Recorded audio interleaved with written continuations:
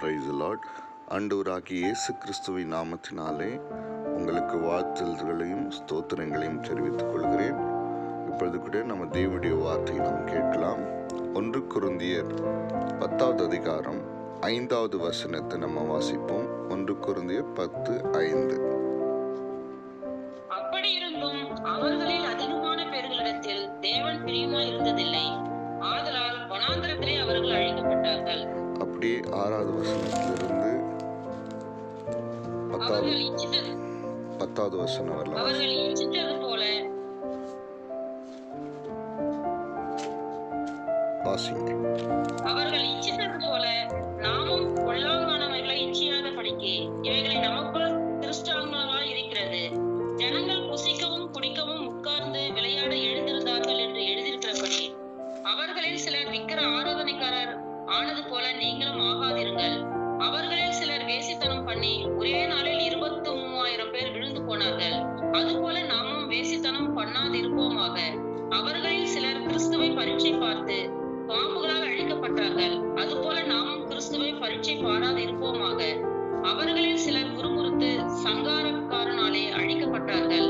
அதுபோல நீங்களும் முறுமுறுக்காதிருங்கள். இங்க நம்ம பார்க்கிறோம், வனாந்தரத்திலே எத்தனையோ லட்சக்கணக்கான மக்கள் இருந்தார்கள். விசேஷமாக 6,03,550 புருஷர்கள் இருந்தார்கள். ஆனால் வாக்குத்தத்தம் பண்ணப்பட்ட பாலும் தேனும் ஓடுகிற தேசத்தை கண்டடைந்தவர்கள் 2 பேர் மாத்திரம்தான். மீதி 6,03,548 பேர் வனாந்தரத்தில் அழிக்கப்பட்டு போனார்கள். இன்னும் அநேகர் என்ன பண்ணாங்க? அழிந்து போனார்கள். ஏன் அவர்கள் அழிந்து போனார்கள் என்று சொன்னால், அவர்கள் தேவனுக்கு பிரியமில்லாததை செய்தபடியினாலே அவர்கள் அழிக்கப்பட்டார்கள். அதைத்தான் நம்ம 5வது வசனத்துல பார்க்கிறோம். அவர்களில் அதிகமான பேர்களிடத்தில் தேவன் பிரியமாய் இருந்ததில்லை. ஆதலால் வனாந்தரத்திலே அவர்கள் அழிக்கப்பட்டார்கள். ஏன்னு சொன்னா நம்ம வாசிச்சோம், அவங்க எப்படியெல்லாம் தேவனுக்கு பிரியமில்லாத காரியங்களை செய்தார்கள் என்று சொல்லி நம்ம 6வது வசனத்திலிருந்து 10வது வசனம் வரையிலும் தெளிவா நம்ம வாசிச்சோம். விக்கிரக ஆராதனைக்காரர்கள் மாறி போனாங்க, வேசித்தனம் பண்ணினாங்க, கிறிஸ்துவை பரீட்சை பார்த்தாங்க, முறுமுறுத்தாங்க. இப்போ இதெல்லாம் இவர்கள் செய்தபடினாலே ஆண்டவர் அவர்கள் மீது பிரியமாய் இருக்கவில்லை. இதுல முக்கியமான ஒரு காரியம் என்னன்னு சொன்னா, 11வது வசனத்தை வாசிக்கும் பொழுது, இவைகள் எல்லாம் திருஷ்டாந்தங்களாக அவர்களுக்கு சம்பவித்தது. உலகத்தின் முடிவு காலத்தில் உள்ள நமக்கு எச்சரிப்பு உண்டாகும்படி எழுதப்பட்டும் இருக்கிறது. அப்படி திருஷ்டாந்தமாக அப்படியே அது நடந்தேறியது. தேவனுக்கு பிரியமில்லாததினாலே, பிரியமானதை செய்யாததினாலே, தேவனுடைய பார்வைக்கு பொல்லாப்பானதை நடப்பித்ததினாலே அவர்கள் வனாந்தரத்தில் அழிக்கப்பட்டார்கள். இந்த கடைசி காலத்தில் வாழ்கிற நமக்கு ஆண்டவர் ஏன் இதை நினைப்பூட்டுகிறார் என்று சொன்னால், நாம் எச்சரிப்படைந்து ஆண்டவருக்கு பிரியமானதை செய்ய வேண்டும் என்பதை உணர்த்தி இப்படிப்பட்ட தேவனுடைய வார்த்தையை நம்மோடு கூட தேவனாகிய கர்த்தர் பேசுகிறவராயிருக்கிறார். பாருங்க, வனாந்தரத்துல அவர்களுடைய ஜீவன் மாத்திரம் அழிக்கப்படல, அவர்களோடு கூட ஆண்டவருடைய திட்டமும் அழிந்து போனதை நாம பார்க்கிறோம். ஏன்னா ஆண்டவருடைய திட்டம் என்னன்னு சொன்னா, அவர்கள் ஒவ்வொருவரையும் வனாந்தரத்துல மடிய செய்வது ஆண்டவருடைய திட்டம் கிடையாது. அவங்கள பாலும் தேனும் ஓடுகிற கானான் தேசத்திலே கொண்டு போய் சேர்க்கணும், அதுதான் திட்டம். ஆனால் அந்த திட்டம் நிறைவேறலை, அழிந்து போனது. அதே போல அவர்கள் அனுபவிக்க வேண்டிய தேவனுடைய ஆசீர்வாதங்கள் ஒன்றையும் அவர்கள் அனுபவிக்கவில்லை. அதுவும் அவர்களோடு கூடவே அழிந்து போனது. அது மாத்திரமல்ல, தலைமுறை தாண்டின ஆசீர்வாதம் அவர்களால் உண்டாயிருக்க வேண்டும், அதுவும் அழிந்து போனது. இன்றைக்கு தேவனுக்கு பிரியமா இல்லாததுனாலே ஜீவன் மாத்திரம் அழிக்கப்படுவதுமா அல்ல, அதோடு கூட ஆண்டவருடைய திட்டமும் அழிந்து போகிறது. தேவனுடைய நன்மையான ஆசீர்வாதங்களும் அழிந்து போகிறது. அடுத்த தலைமுறைக்கு வர வேண்டிய ஆசீர்வாதங்களும் அழிந்து போகிறது. ஒரு காலத்துல தேவனுக்கு பிரியமில்லாதவர்களாகத்தான் நம்ம வாழ்ந்தோம். ஆண்டவர் பிரியமில்லாத நம் மீது, பாவம் செய்து அருவருக்கப்படத்தக்கவர்களாய் இருந்த நம் மீது அன்பு செலுத்தி தம்முடைய ஜீவனை கொடுத்து அந்த அன்பை வெளிப்படுத்தி அவருடைய இரத்தத்தினாலே நம்மை மீட்டுக் கொண்டார். இப்போ ஆண்டவர் எதிர்பார்க்கிற காரியம் என்ன தெரியுங்களா? நம்ம அவருக்கு பிரியமா இருக்கணும், பிரியமானதை செய்யும். அதனால தான் நம்ம பரமண்டல ஜெபத்துல நம்ம பார்க்கிறோம், உங்களுடைய சித்தம் பரலோகத்துல செய்யப்படுவது போல பூமியிலும் செய்யப்படுவதாக. அப்படி என்று சொன்னால் என்ன அர்த்தம் சொன்னா, பரலோகத்திலே நாம் என்ன செய்ய வேண்டும் என்று சொல்லி தேவன் தீர்மானித்திருக்கிறாரோ அது நம்முடைய வாழ்வில், அனுதின வாழ்வில், இந்த பூமியில கூட என்ன பண்ணணும், அப்படியே நாம் அவர் விரும்புகிற மாதிரியே, அவருடைய சித்தத்தின்படியே, அவருக்கு பிரியமானபடியே நாம் என்ன பண்ணுமா, செய்யணுமா. Praise the lord. Amen. Hallelujah. தேவனுக்கு நாம் பிரியமானவர்களை செய்யும் பொழுது, தேவன் விரும்புகிறதை நாம் செய்யும் பொழுது நாம் அழிக்கப்படுகிறதில்லை. அதற்கு பதிலாக நாம் காக்கப்படுகிறவர்களா இருக்கிறோம். அதன் மூலமாக தேவனுடைய திட்டம் நம்முடைய வாழ்க்கையிலே நிறைவேறுகிறது. தேவன் நமக்கு வைத்திருக்கிற அநேகம் ஆயிரம் ஆசீர்வாதங்கள் நமக்கு கிடைக்கிறது. அடுத்த தலைமுறைக்கு நம்மை ஆண்டவர் ஆசீர்வாதமாக வைக்கிறார். கானான் தேசத்துல காலேப்பும் யோசுவாவும் தேவனுக்கு பிரியமானதை செய்தபடினாலே அங்கு கொண்டு போய் சேர்க்கப்பட்டார்கள். மீதமா இருந்த அவர்களோடு பிரயாணம் பண்ணின 6,03,548 பேரும் வனாந்தரத்தில் அழிக்கப்பட்டார்கள். காரணம் என்னன்னா, ஆண்டவருக்கு பிரியமானதை அவர்கள் செய்யவில்லை. அதே போல இன்னும் அநேகர் முறுமுறுத்து வேசித்தனம் பண்ணி விக்கிரக ஆராதனை பண்ணி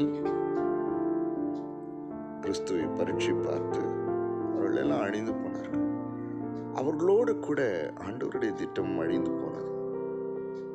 ஆனால் யோசுவா காலேப்புடைய வாழ்க்கையில பார்க்கும்போது அவர்கள் அழிக்கப்படவில்லை, அவர்களுக்குரிய தேவ திட்டம் அழிந்து போகவில்லை, அவர்களுடைய ஆசீர்வாதம் அழிந்து போகல. அடுத்த தலைமுறைக்கு அவர்களால் வர வேண்டிய ஆசீர்வாதமும் அழிந்து போகல. காரணம், அவர்கள் தேவனுக்கு பிரியமாயிருந்தார்கள். இதெல்லாம் ஆண்டவர் நமக்கு எச்சரிப்பு உண்டாகும்படி வேதத்தில் எழுதி வைத்திருக்கிறார்.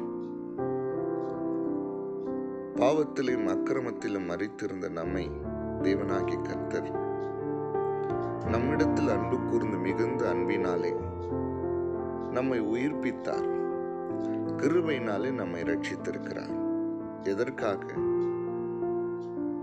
தேவனுடைய திட்டம் நிறைவேறும்படியாக, தேவனுடைய ஆசீர்வாதங்களை நாம் பெற்றுக்கொள்ளும்படியாக, அடுத்த தலைமுறைக்கு ஆசீர்வாதங்களை சேர்த்து வைக்கிறவர்களாக, அழிந்து போகாமல் நித்திய ஜீவனை சுதந்திரித்து கொள்ளும்படியாக நமக்கு இப்படிப்பட்ட ஆசீர்வாதத்தை கர்த்தர் நமக்கு கொடுத்திருக்கிறார். இது தடைபடக்கூடாது, பாதியிலே நின்று விடக்கூடாது. நம்முடைய ஓட்டமானது நிறைவடைய வேண்டும். ஓட்டத்தை ஜெயமுடன் நாம் என்ன பண்ணணும்? ஓட்டத்தை ஜெயமுடன் நாம் முடிக்க வேண்டும். நமக்கு நியமித்திருக்கிற அந்த ஓட்டத்தை நாம் என்ன பண்ணோம்? ஜெயமுடன் ஓடி முடிக்க வேண்டும். Praise the Lord. Hallelujah.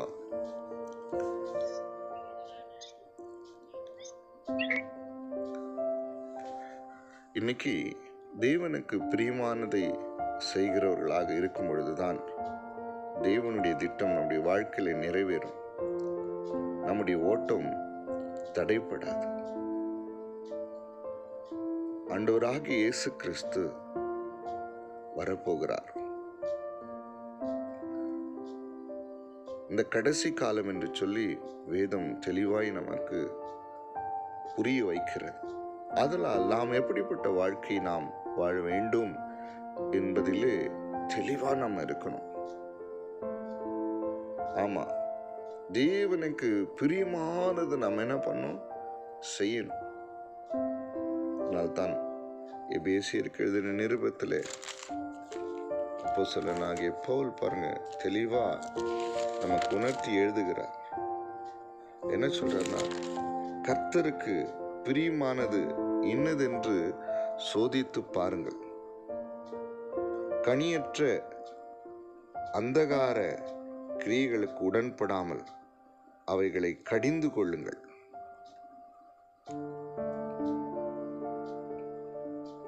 அதுக்கப்புறம் அதுலயே நம்ம எபேசியர் 5வது அதிகாரம் 16வது வசனத்துல பார்க்கும்பொழுது, நாட்கள் பொல்லாதவைகளானதால் காலத்தை பிரயோஜனப்படுத்திக் கொள்ளுங்கள். 17வது வசனத்தை நான் வாசிக்கிறேன். ஆகையால் நீங்கள் மதிவற்றவர்களாய் இராமல் கர்த்தருடைய சித்தம் இன்னதென்று உணர்ந்து கொள்ளுங்கள். பாத்தீங்களா?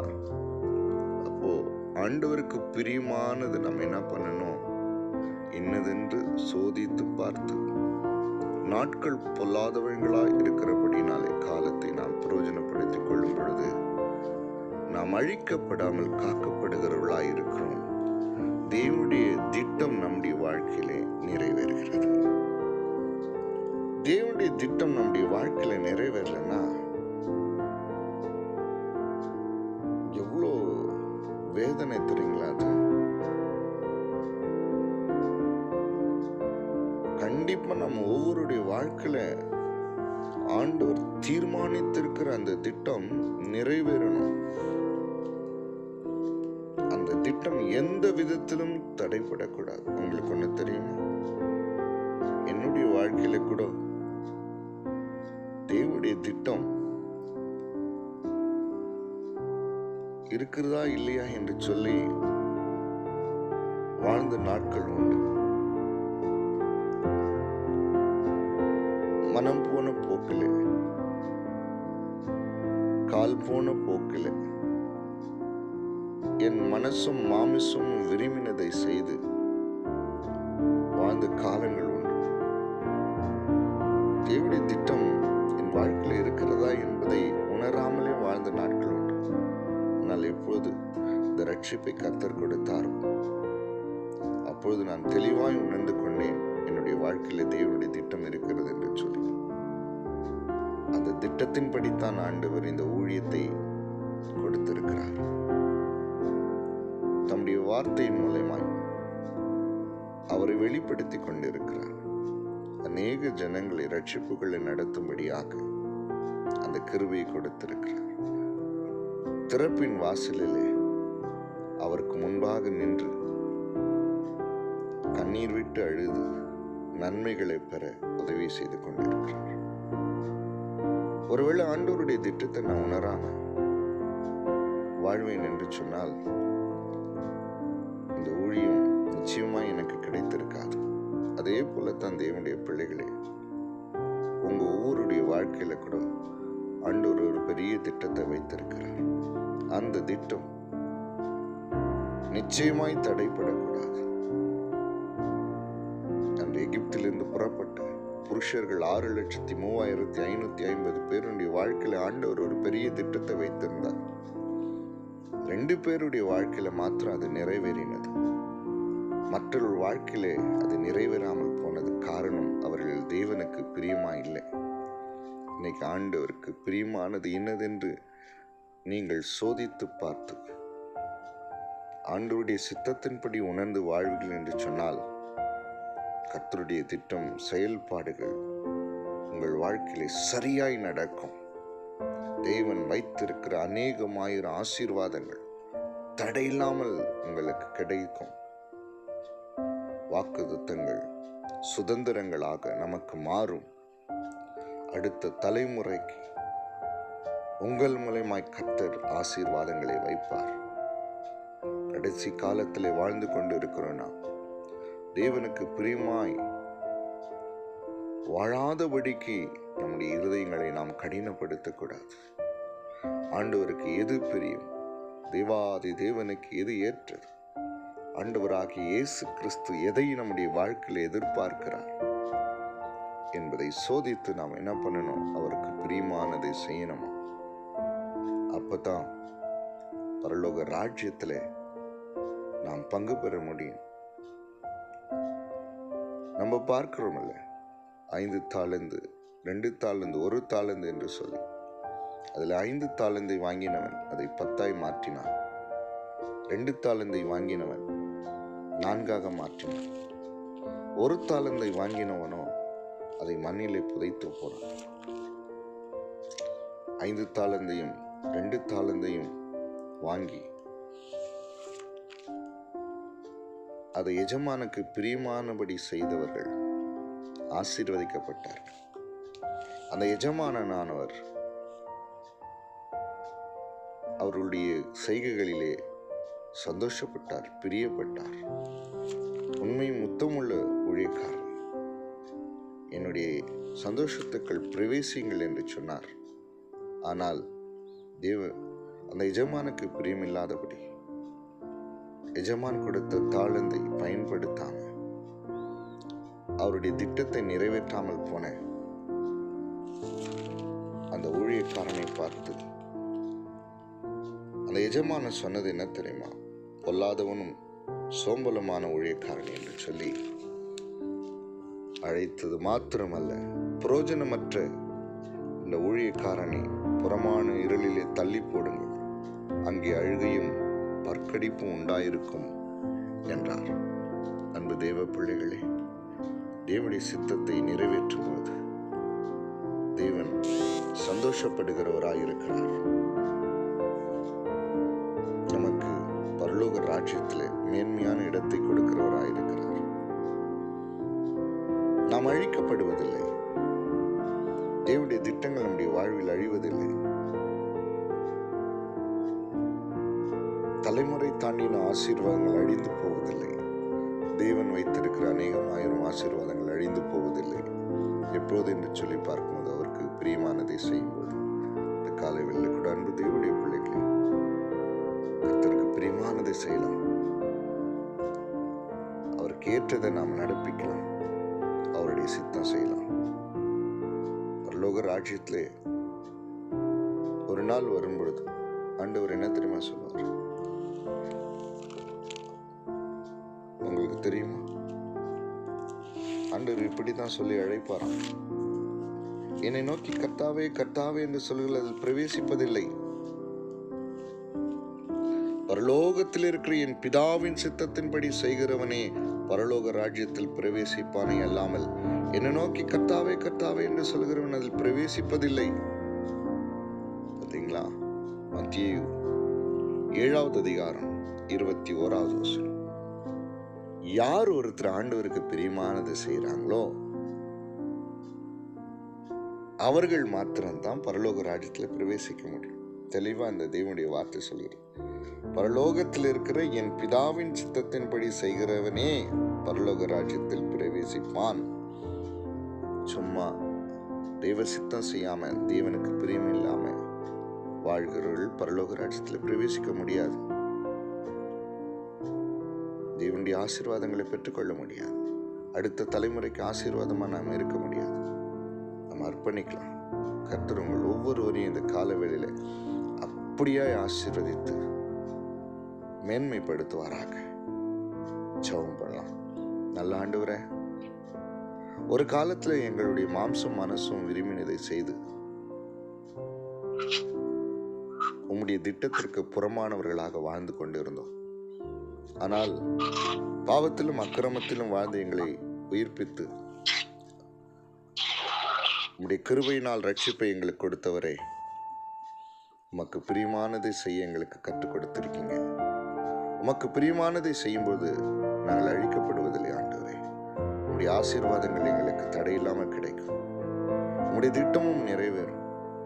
அடுத்த தலைமுறைக்கு நாங்கள் ஆசீர்வாதமாக இருப்போம். நாங்கள் பரலோக ராஜ்யத்தில் பிரவேசிப்போம். உமக்கு பிரியமில்லாத வாழ்க்கை வாழும்போது எல்லாமே அழிக்கப்படுகிறது. அதை குறித்து நாங்கள் தியானித்தோம். உடைய சித்தம் செய்ய எங்களை அர்ப்பணிக்கிறோம். ஆசீர்வதிக்கும். ஆண்டவராகிய இயேசு கிறிஸ்துவின் நாமத்திலே பிதாவே, ஆமென்.